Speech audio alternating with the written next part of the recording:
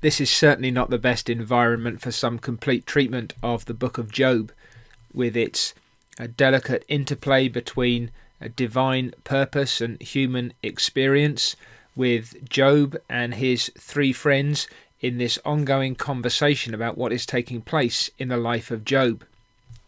What I want to say simply is that Job's three friends and Job himself in this book make the mistake of recognizing true facts but drawing false conclusions. So Job knows that he is in his life a righteous man. He fears the Lord and walks before him in a way that pleases him.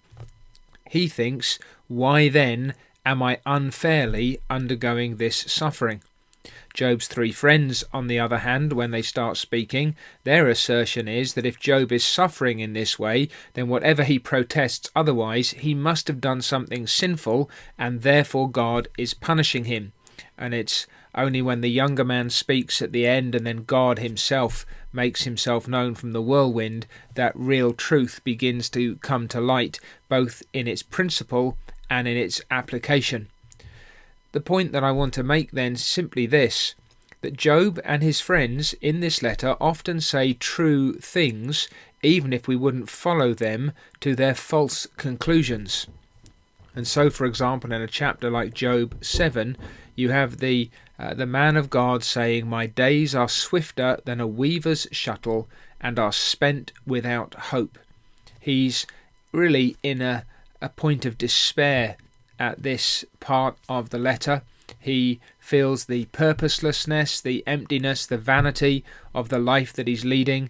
He's in unutterable pains in his flesh. He's not sleeping, and his life feels like a passing breath.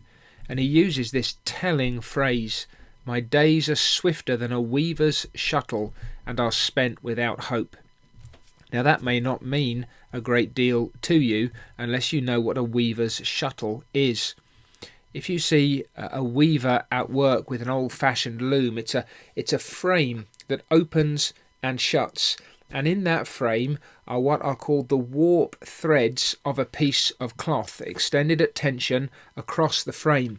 And as the frame opens and closes, a weaver would throw a hard, smooth piece of wood with the weft, talk about the warp and the woof in the cloth, but the thread that runs across, going back and forth in order that the loom will create a piece of cloth.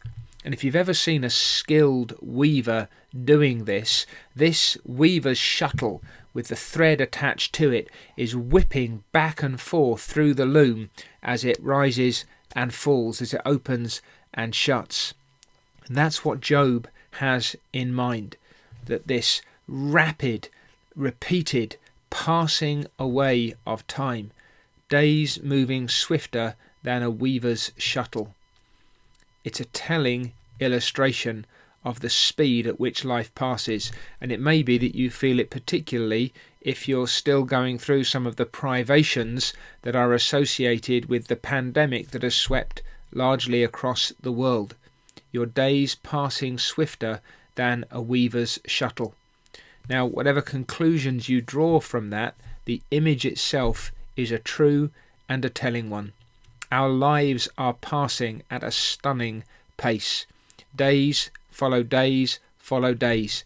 Before we know it, weeks and then months and then years have passed by. Now, we might not say that we're spending them without hope, but it is bringing to a fast close this brief life that we have upon earth.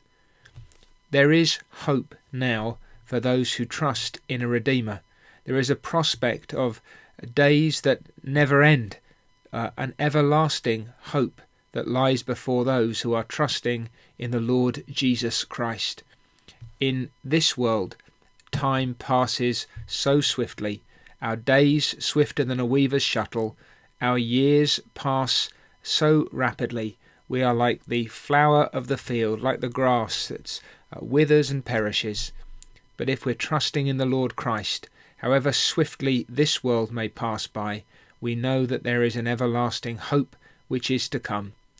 There is hope for those who are trusting in him, however quickly this life will go.